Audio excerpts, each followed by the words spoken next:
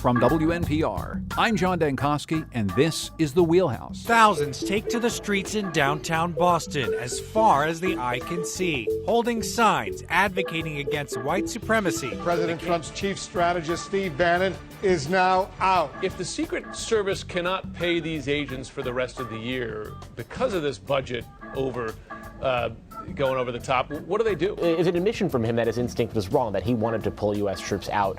That was always what he wanted to do, but that he acceded to the recommendations of his generals, the entire U.S. foreign policy establishment pretty much. They're trying to take away our culture. They're trying to take away our history. And our weak leaders, they do it overnight. These things have been there for 150 years, for 100 years. You go back to a university and it's gone. Weak people. If you'd like to join our conversation about the week's news, 860-275-7266. You can comment on our website, WNPR.org/The Wheelhouse, and you can find us on Facebook and Twitter at WNPR Wheelhouse. As always, I'm joined by some very strong people like Colin McEnroe, host of the Colin McEnroe Show on WNPR. Howdy, Colin. Good morning, Mr. Dankosky. And Colin, thank you so much for taking over the last few weeks while I was indisposed. I really do appreciate it. I think I illustrated your incredible value to the show in my own unique way. I'm quite sure that the show is wonderful in my absence. I want to also welcome in Keith Phaneuf, who's our budget guru, the budget Obi-Wan Kenobi, if you will, of the Connecticut Mirror. Hi there, Keith. Thanks for having me back. And Daniela Altamari, State House reporter for the Hartford Courant. Hello, Daniela. Hi. Well, we're going to start with last night's campaign rally in Arizona. And yes, it was a campaign rally, less than a year into the Trump presidency. He's had a number of these. It found the president once again speaking directly to his base, hinting at a pardon for criminal Sheriff Joe Arpaio, misquoting himself from his post-Charlottesville speech, condemning white nationalists, and, of course, going after the media. Not only does the media give a platform to hate groups, but the media turns a blind eye to the gang violence on our streets, the failures of our public school, the destruction of our wealth at the hands of the terrible, terrible trade deals made by politicians that should have never been allowed to be politicians. That was Donald Trump as part of a long harangue against the media, something that we've heard before. I don't know, Colin. I listened to it and I thought we really are terrible people. I mean, we're just the worst, the worst kind of people. What was your reaction to the speech last night? Well, as far as that goes, as our mothers used to say, somebody's going to get hurt pretty soon. And in fact, reporters afterwards were not only being tear gassed as the police outside the arena used tear gas, but people were throwing rocks at them. I think it's Brian Selter today has a piece that includes a man at the rally with a child on his shoulder, and the man is screaming "rat, rat" at the journalists around him.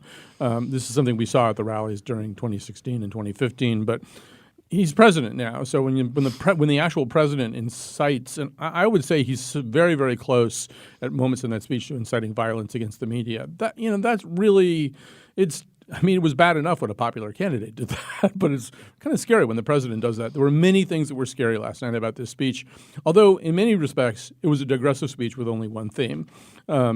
This morning I was thinking about a piece that Dahlia Lithwick did in 2012 about order Muppets versus chaos Muppets. So like Kermit and people like him they're order Muppets, and obviously Animal and a lot of the other really disruptive Muppets are chaos Muppets.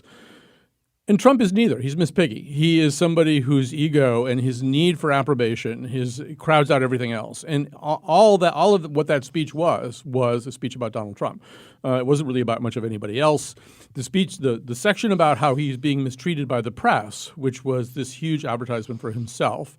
People timed it different ways, like when that started.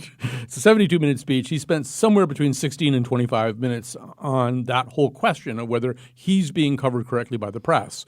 I mean, there's an intelligence to that, too, which is if you successfully discredit the press, then every single thing they ever say about you from now on will fall on deaf ears, at least among the people who believed what you said. But everything else there was, in fact, essentially dangled as a way of creating applause. He began the speech by talking about how happy he was to be back there at a place where in the past he's overstated the size of his crowds. He cited crowds that wouldn't fit into that particular venue. He talked about how great it was to be at center stage during the debates. I mean, he kind of relived all the ego-massaging moments of the campaign and then just talked about everything else in terms of how much approval he could get out of it. I can't imagine, or I couldn't have imagined until now, a president using the presidential pardon power as kind of an applause tool. I mean, he was talking about Sheriff Joe Arpaio, and he was kind of, do you like Sheriff Joe? And I said, who likes Sheriff Joe?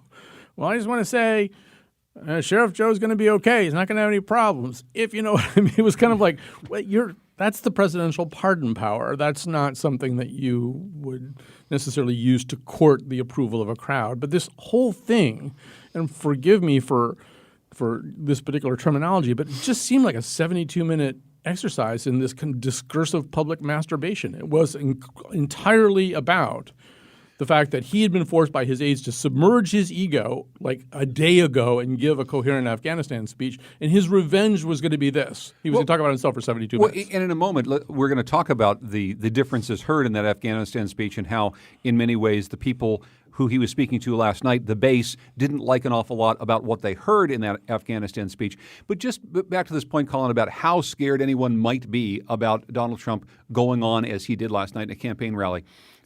One way to look at it is it's hard to imagine that that's a sitting president doing it. Another way to look at it is why would we have expected anything different? How is that any different from any other speech that he's ever given?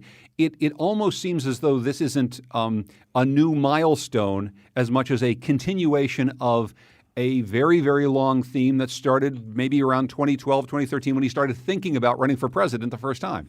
Well, I think you've just summed up one of the jobs of journalism these days, which is at least as directed at the president of the United States, which is this something new, or is this something he's done all the time, or is this some kind of new stretching of a particular mode that he's been in the past? And I would describe last night as that kind of third thing. Yes, it's not as though we never heard any of that stuff, but somehow there was an exaggeration of some of the traits and an elongation of some of the rhetoric. The anti-press rhetoric in particular was heated up to a temperature that I don't think I've heard it, at least not over such a long period of time during his presidency.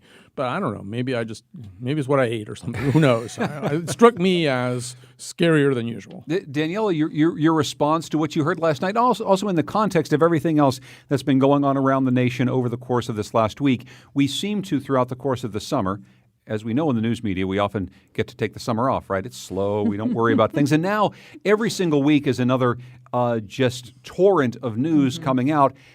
Given everything that's happened from Charlottesville on, Barcelona, Steve Bannon, and then you see the president last night, what's your reaction to all this? I'd like to put out there for Daniela and Keith, there are other ways in which this has not been a summer. Yeah, which we'll get to in just a little bit of a moment. Well, you mentioned a campaign rally, but who's he campaigning against? I mean, he barely mentioned, or maybe didn't even mention the Democrats. He's campaigning against the media, right? I mean, who's his opponent here? What's he? You know, it was definitely a campaign rally in terms of the feel and the style of it. But you know, who was he attacking? Who he's attacking in part is perhaps ginning up an inside candidate in a challenge to Jeff Flake, the Arizona senator, who's gone out against him in a book and on media, including on NPR. Going out against, without naming him, John McCain, the other Arizona senator, who famously thumbs down his health care bill. Yeah. And so in some ways, it's almost as though he's competing against his own party more than anything else. Yeah, and it's interesting when we use the phrase, you know, the base. I mean, it's not the Republican base. It's the Trump base, but is it even a base? I mean, is it a coherent group of people with a common goal? I don't know. I mean, does this transcend Donald Trump in any way? Or is it just about him and, as Colin said, his own ego? Here's what I don't get. We've had presidents who've had more abrasive relationships with the media right out of the gate. The problem is, and I'm even thinking back as recently as the start of George W. Bush's term, but they reach a point where they say, okay, I've got to have a strategy. It's never going to be a loving relationship, but I've got to live with this. And I don't see Trump having that gear to go into that strategy. They say, every president has a carrot and a stick. And I think President Trump has a stick, a bigger stick, and a mace. And those are the three choices he seems to have. And he just doesn't have that. So I just wonder, does he really expect he's going to be able to take this approach like Colin said, of just you keep discrediting the media for 4 years and it's going to carry? Well, and as we just said, though, discrediting the media, but discrediting people who disagree with them across the board. Agreed. Colin, that means discrediting people in your own party. And it gets back to the little difference between what we saw on Monday night and what we saw on Tuesday. From some of the reporting that we've all read over the course of the last couple of days, it seems as though Trump's advisors had to talk him into giving the speech that he gave on Monday night, which, as you said, sounded like a pretty reasonable, measured response to an ongoing war in Afghanistan. He's long said, as many people on the right and the left have said, that this is not a war that we can continue to put people into, that perhaps we should get out of Afghanistan. That was his position for years. He's not exactly doubling down, but he's adding more troops. To a certain extent, it was like he was listening to some of the people who were in his White House, but he was almost apologizing to the rest of his base, to whom he'd made a pretty strong commitment that foreign excursions and nation building just wasn't going to be the thing under Trump. Right. And I mean, I do think that there was a psychic cost to him. I mean, internally. Like, I don't think he likes doing that. I don't think he likes having they must have just beat him down on this because, first of all, with Steve Bannon having moved over to Breitbart, he knows where the first and most flame-throwing critique is going to come from when he does something like that, and that did happen. I don't think he enjoys anything like that. That process of consultation, that process of maybe being overpowered by facts and details that are effectively marshaled by Madison McMaster and Kelly and whoever else. I don't think that that's fun for him. I think last night was fun for him. I think it's kind of one of the reasons that last night was the way that it was is because he had to do something that was so out of character the day before. I just want to quickly say a couple of things about the excellent points made by both Keith and Danielle. I think one thing that you were seeing last night was the fusion of a campaign speech, which, as Daniela said, is not really about a specific campaign. It doesn't seem to be about the midterm elections. You'd have much more of substance to say about that, many more targeted words if it really was. Seemed to be as much about 2020 as anything else. But I think it's also, he was introduced where one of his warm-up acts is Ben Carson. There's actually something called the Hatch Act that typically prohibits cabinet officers from engaging in political activities. I don't know if that last night was a violation or not, but you'd have to be able to say what that was last night in order to say it was a Hatch Act violation. What you're seeing there, I think, is the fusion. You see a presidency that's always in campaign mode. Well, most presidencies are always in campaign modes, but this one takes it a little bit further. So what was Ben Carson doing there? What was Donald Trump doing there? What kind of speech was that? And I think the answer is he doesn't want there to be a kind of speech. He wants all of his speeches to be statements about his presidency and campaign speeches and sort of policy addresses all in one. And yeah, I would just, as far as what Keith's saying about the press, I do feel what haven't we talked about for about 10 days because of Charlottesville and white supremacists and this the Russia investigation. Yeah, we haven't talked about the Russian. Forgotten about that. Robert Mueller has gone out of the news for about 10 days. And so to an extent, by being a chaos muppet, he's created so much chaos that the thing that he's probably the most worried about has gone away for a while. I want to go to Bob, who's calling from Goshen. Hi there, Bob. You're on the Wheelhouse. Oh, thanks for taking my call. Yeah. I'm calling about the comment that President Trump made about removing statues of Confederate generals and heroes of the Civil War because it would result in losing our heritage and forgetting our history and so on and so forth. And I would like to make the point that the erection of the statues was an attempt to erase our history, and rewrite the past. They were celebrating a lost cause that had been settled through the Civil War, and they were put up in, basically, I think, to say, well, we may have lost the war, but we haven't changed our attitudes. These are still our heroes. And I think, and Bob, thank you very much for your phone call. And I think, Daniela, we all saw some reporting over the course of the last week that showed historically when many of these statues did go up. They went up in the South during the Jim Crow era. They went up during the South again during President Lyndon Johnson's attempt to pass civil rights legislation. And not surprisingly, that's something that an awful lot of people who've been asking for those statues to come down have been citing, that these were put up in a way much like a a rally of Klansmen might to intimidate people who live nearby. Exactly. I mean, and you know, the message is really clear. And Trump's language that he used, you know, talking about heritage and history and all that, you know, is certainly pretty clear, I think, to most people in terms of what type of a message he's trying to say. This is our country. This is our heritage. And you know, if you don't agree with that, you know, then you're the problem. You know, using some of those words, though, I just actually want to quickly turn to something that happened over the weekend, Keith. You know, famously, Big Papi David Ortiz, the Red Sox star, said, "This is our bleeping city," when he addressed the crowd at Fenway Park following the bombings at the Boston Marathon. Over the weekend, it looked like a whole lot of people in Boston said something very similar to a quote-unquote free speech rally. People who were going to stage a rally that was meant to be somewhat like what happened in Charlottesville. A very small group of ralliers, outnumbered by the tens of thousands by mostly peaceful protesters saying, "Not in my bleeping city."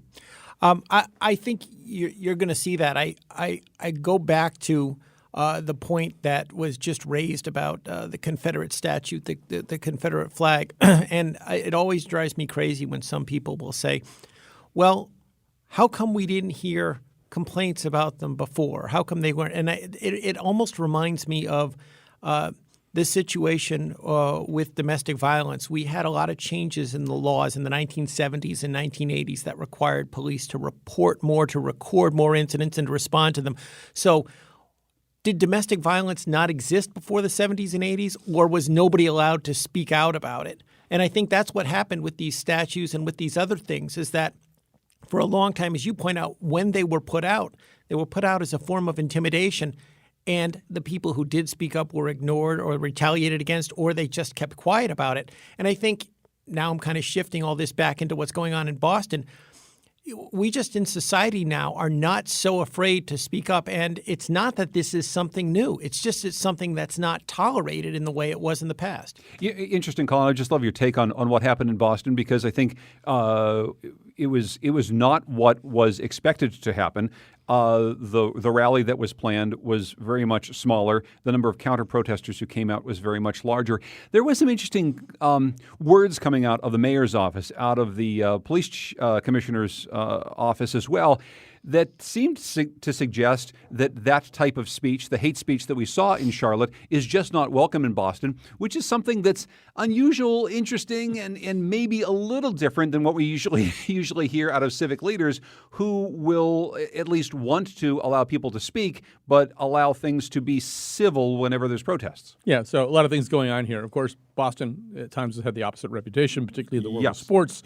So, I mean, I think there was some corrective measures being taken with some of that rhetoric. That's not really. I mean, Boston has been for forever two different cities, right? It is this richly diverse, culturally exciting city full of very enlightened people, and then somehow or other there's a couple of thousand Irish American meatheads, or whoever they are. I say this as an Irish American, who have given their city this very different reputation, particularly at Fenway Park. So some of that was going on. I will say, in terms of Boston, there was a kind of interesting. This is will only be interesting to a subset of the audience, but there was this interesting kind of these two images that were negative images of each other. We started on Saturday with this overhead shot of this tiny number of guys in a gazebo, and then there's thousands and thousands of people kind of surrounding them, but at a distance, and then 24 hours later on Game of Thrones, you had like these 7 guys standing on a rock surrounded by thousands and thousands of people. You're like, how are they ever going to get out of this? The one thing that I will say is, ever since the Trump era began, whenever you want to date that, people say, particularly younger people say, there's never been anything as bad as this. And I always say, well, 67, 68, 69, 70, 71. And America was really in a kind of tumult that featured riots, assassinations, bombings every day for a period of time. There was a kind of danger that I didn't think existed yet in the Trump era. I mean, Kent State, pick your thing. But I think we're getting close. I mean, Charlottesville, and then like that rally last night and some of the other stuff that's gone along with it. Even just watching them get out into the Phoenix streets last night, where there was like MSNBC was reporting no tear gas, and CNN had these people, their own correspondents, that were just had tears pouring out of their faces and are choking while they're trying to talk. It's starting to look a little bit more like that era, which really should scare us. Let's take a break. When we come back, let's talk about scary. It's the state budget. Yeah, that's what we're going to talk about next with Danielle Altamari, State House reporter at the Hartford Courant, Keith Phaneuf, our budget guru from the Connecticut Mirror, and Colin McEnroe, the host of the Colin McEnroe Show on WNPR. It's the Weekly News Roundtable, The Wheelhouse.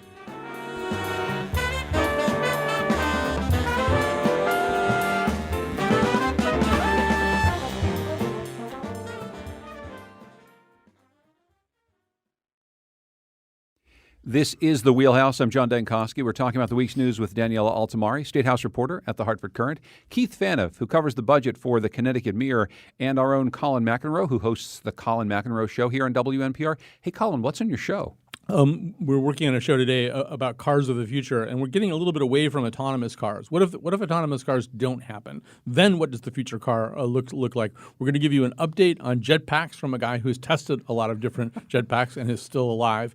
And I think I'm not up to date on the last producing decision about this, but one of the questions that I have, if we do have autonomous cars, they're going to have to make philosophical decisions at times. They're going to have to say, wow, I might have to kill you by running the car into a bridge abutment in order to save 4 people in front of you. So how will that programming go? There's been a big debate about that, too. Oh, great, because the world's not scary enough. Right. The Colin McEnroe Show is going to talk about cars making autonomous decisions. That's this afternoon at 1 o'clock. But you might get a jetpack sooner than you think, so that's good. Oh, yeah, nothing scary about that whatsoever. Let's turn to what's happening at the state capitol. Keith Phaneuf and Danielle Altamari are there all the time. We still don't have a state budget, and we have, once again, conversations, I guess, between Republican and Democratic leaders. We have the governor throwing some rocks and stones back at Republican leaders and Republican leaders throwing them back. We'll get to that in just a moment. First of all, Keith, I'll ask you first and then go to Daniela. Where are we with the state budget negotiations right now? Despite everybody's feel-good comments yesterday, we're really not that much closer to where we were a month ago. You could even argue 2 months ago. The governor and the liberal wing of his party are taking small baby steps toward each other, while the Republicans, for the most part, are still on the outside, and it's sort of a fight to see who will get the conservative to moderate Democrats to line up with them. Probably the biggest misunderstanding is what most people don't realize is they're not actually fighting over how much revenue to raise. They're not. They're fighting over what kind. The governor and the liberal Democrats both want about $1 billion a year in new revenue. It's interesting that the way they've messaged it, they've kind of taken that out of the media. But on one side, you've got the governor who wants to send bills to cities and towns. And I'm sorry, folks, but that is revenue. That's not a cut to local aid. He wants to have towns write the state a check for $400 million to help make teacher pension payments. That's no different in concept than if you raise the income tax and you put that money into the teacher pension, or you raise the sales tax. And then it'll be the town's problem to figure out how they make those payments. And the other thing the governor wants to do is he wants to expose hospitals to local taxation. So the hospitals will pay $200 million more into the communities, and the governor can, forgive the verb here, launder that money into the state budget by then reducing municipal grants. The liberal Democratic alternative is raise the sales tax, impose surcharges on restaurant and hotel transactions, and use that money to support municipal aid. That's really what the fight is over, 2 revenue proposals. So the fight is over revenue proposals, but they're agreed, Daniela, on what the real numbers are, where we need to get to. It's just about how to raise that money? Well, yeah, I mean, there are also people over there at the state capitol, the real liberals, talking about still taxing the rich. And, there's still a lot of momentum. Will it get anywhere? Who knows? Probably not. But there are still people dug in on that position. So I think Keith's right. It does seem very complex. And despite enjoyed sort of some of the kumbaya rhetoric yesterday when there was a meeting and the leaders came out and they all stood together and they all addressed reporters. There does seem to be some real distance between all these different positions at this point. And the real big difference, right, if you've got not just the liberal wing of the Democratic Party talking about raising taxes on the rich for years and years and years, and maybe it's not going to go anywhere this time. The flip side of that is raising sales taxes. Raising sales taxes is always seen as a more regressive way of raising taxes. A more progressive way of doing it is taking it from the very richest people. Where are we with this potential sales tax increase? Because I know a couple of numbers have been floated out there. That's the one that hits everyone's pocketbook, no matter how much money you make. Yeah, and that's the one that the Democratic leadership is pushing. You know, the governor was asked about it yesterday. He repeated his phrase, and I appreciate Keith sort of breaking it down and saying, you know, when he says we're not going to lead with revenue, that's not really true because his proposal contains all these revenue boosters. But, you know, he was, you know, very dismissive of this idea of raising the sales tax. He was asked if he would veto a budget. He didn't quite answer that clearly, as I recall, but it's you know, it was clear from his comments this is not something he's personally going to champion. It's been very effective on the part of the administration with the we're not going to lead with revenue to make people believe that this is not another. I mean, don't forget this administration's still smarting a little over the fact that, look, they had to raise taxes big time in 2011. They had to come back right after winning re-election and promising they weren't going to raise taxes, promising they were going to deliver tax cuts, and come out with another big tax increase in 2015. They don't want to pull off the taxation hat trick. But if you actually go back and look at what they've put together very quickly between various fee increases, income tax credit changes, cigarette and real estate conveyance tax, there's about $350 million in true, according to Hoyles, tax and fee increases. You've got the $200 million that hospitals would pay by opening them up to local taxation and then again cutting the municipal aid so it benefits the state budget, and $400 million. You do some quick math, that's $950 million a year in revenue. But yet the governor's saying we're not going to lead with revenue. People aren't looking at the details. And John, you mentioned how the sales tax is regressive, and it certainly is. But if you take the assumption that most, if not all, of those teacher pension bills will be met by raising property taxes at the local level, which tax is generally seen as more regressive, the sales or property tax? I mean, that's the interesting thing is the governor who shielded towns in 2011 from local aid cuts because he said this is the most regressive tax, the property tax in the state, is now trying to shift the fastest growing line item in the state budget onto the property tax base, a line item that if the towns kept paying 1/3 of it is $400 million now, would go over $2 billion a little over a decade from now. That's the equivalent of putting an entire education cost-sharing program on the property tax base.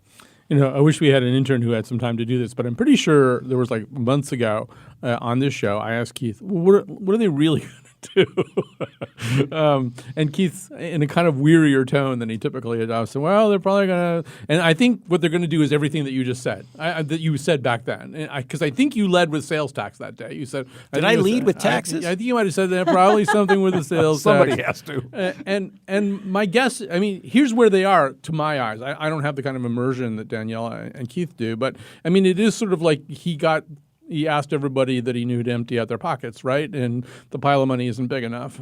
And so he's looking around now.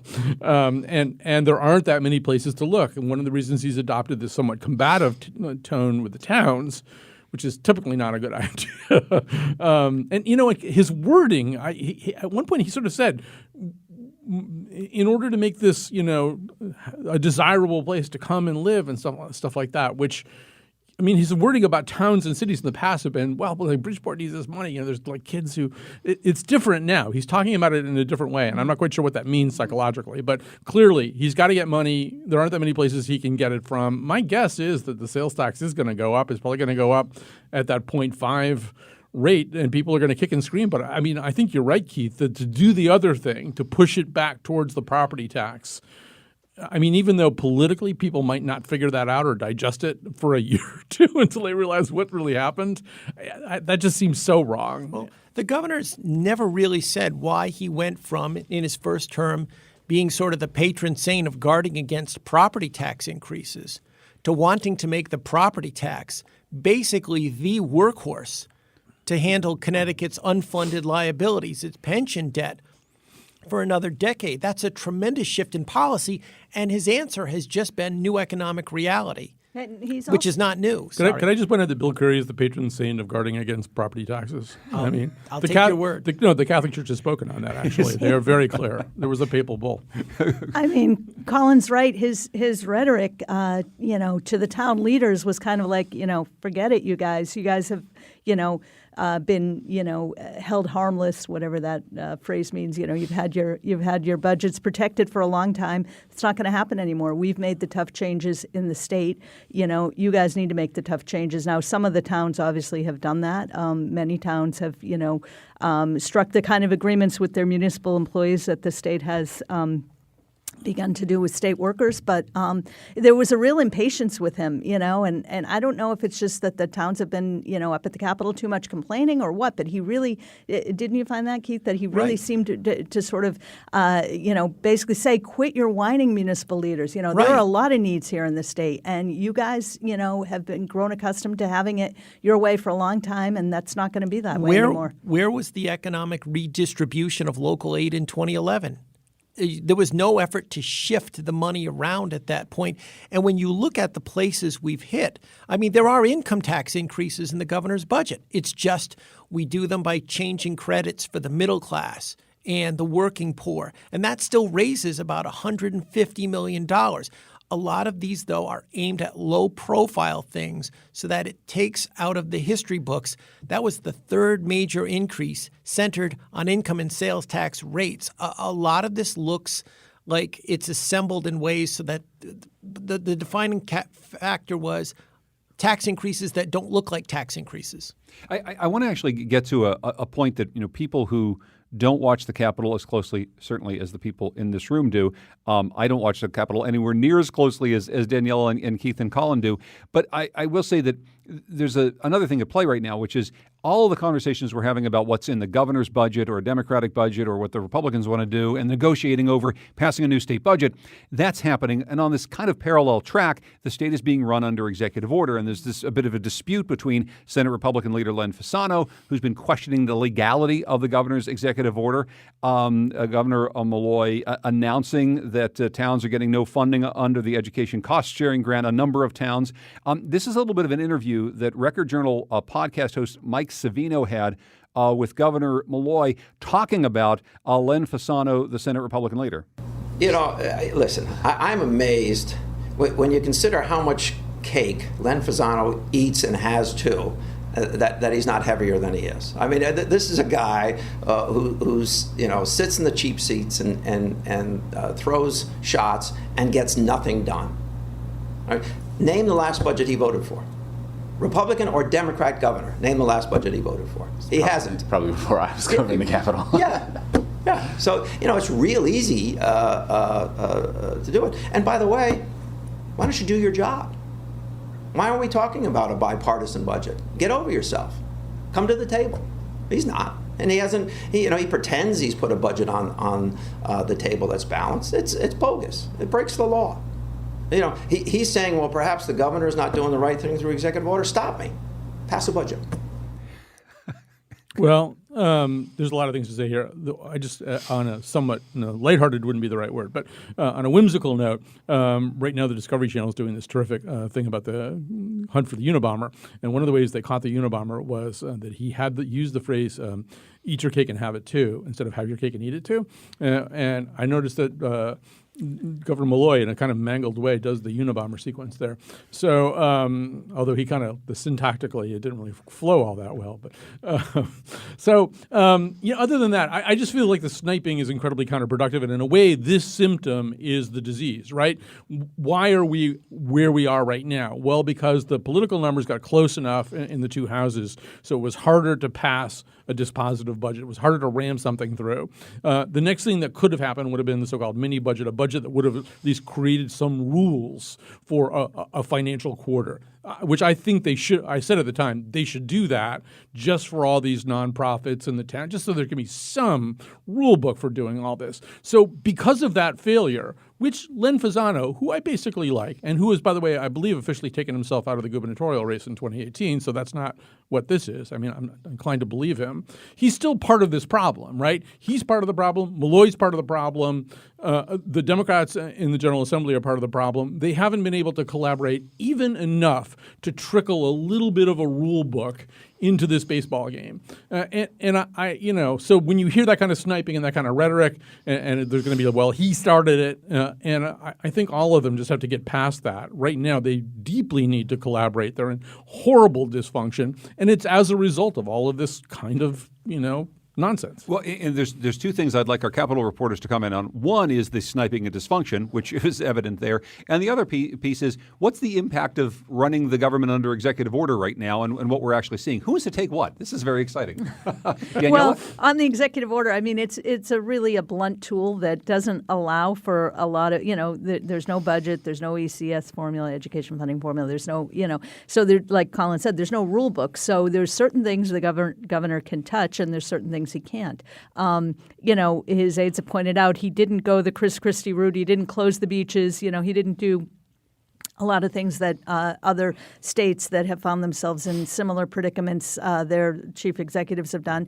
But he's only limited to what he can do. And funding for nonprofits is one of the things he could touch. Some of that money he's now proposing will be put back. But, so it's a really sort of a blunt tool that doesn't spread the pain equally. And that's been hard, I think, for people. I like the idea that Chris Christie is now sort of set a bar for just what type of a government leader you might have. It's like the old Mendoza line, Keith. If you just batting above Mario Mendoza at 200, I think that this is Chris Christie. Anything better than Chris Christie is just fine. Or if you're a better son than the Mendoza brothers, I think, Oh, jeez. I can't. I got to go. I can't top any of that. On the executive order, one, I will just say, I mean, that is a thankless job. I was trying to find an analogy. I couldn't come up with one. I said maybe, Jack Nicholson at the end of A Few Good Men. But if he had never ordered the code red, he's just like, why are you questioning me?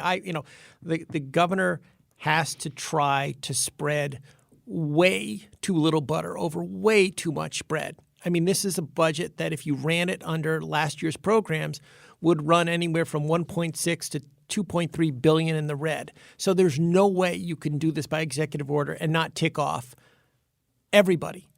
That's the first point. Secondly, why, Collins, why wasn't there a mini budget? That was kind of lost. The main reason was, and this will give people a clue as to when we're finally going to see an end to this mess, the House Democrats did not want to give the governor the tremendous political leverage in the budget debate he would get if there was a mini budget. Because on October 1, we drop off a cliff. So they knew if we had a mini budget for the first 3 months of the year, July, August, and September, and things went well, the closer we got to October 1, the governor, they felt, could dictate the terms of a budget debate, the new budget. And that's where I'm going with this. So far, just through July and August, cities and towns have gotten about $110 million less in local aid than they got in 2016 in July and August. Local aid is not distributed equally all year. There's a big chunk that goes out in the fall. The stakes changed dramatically by October 1. That $110 million less will go to $540 million less. Communities that have reserves will be tapping them. Those that don't will be borrowing or issuing supplemental tax bills if they have the nerve to order more property tax increases in a municipal election season. In other words, the manure hits the fan big time in about 5 weeks. And I don't think anybody wants the budget debate going. And that's when you see people bending, cracking, compromising. I just have to, before we take a break, I just want to say we got an email from Jonathan and we got a tweet from Neil, and they basically say the same thing. Why are we just talking about sales and property taxes? Electronic tolls could provide $1 billion in revenue next year without affecting traffic. I don't know if that number's right, but we take Jonathan's point, and also with Massachusetts being so slow to create the infrastructure for legal marijuana, we could actually get ahead of them. This is something we hear often, Daniela, in a year in which it would seem that everything is on the table, including structurally renegotiating the way we provide aid to cities and towns, raising the sales tax, and probably, as Keith said, laundering money through property taxes.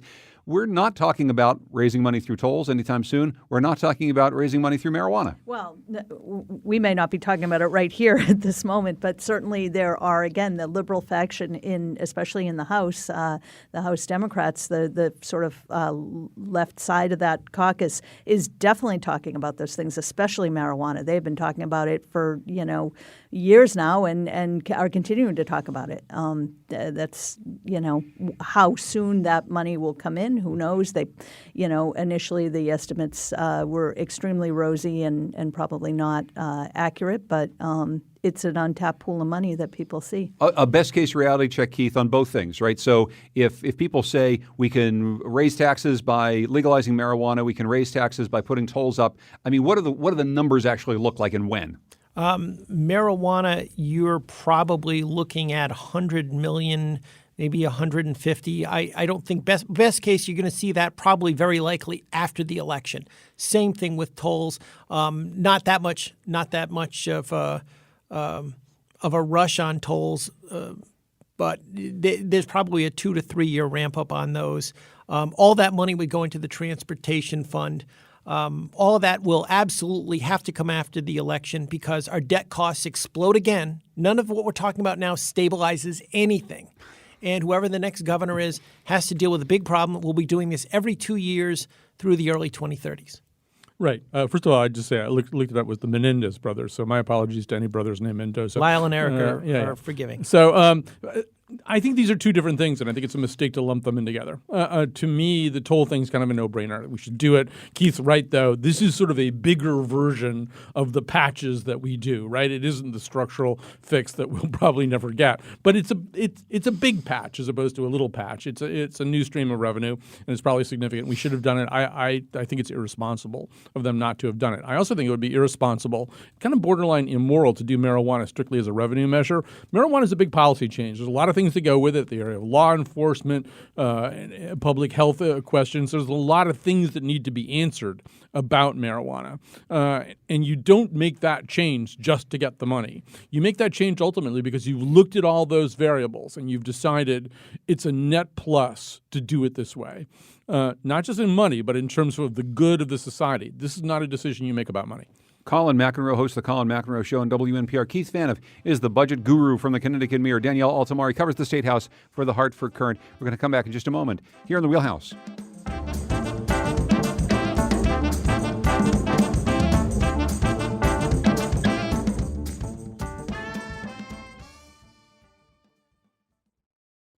This is The Wheelhouse. I'm John Dankosky. We're talking about the week's news with Colin McEnroe, host of The Colin McEnroe Show on WNPR.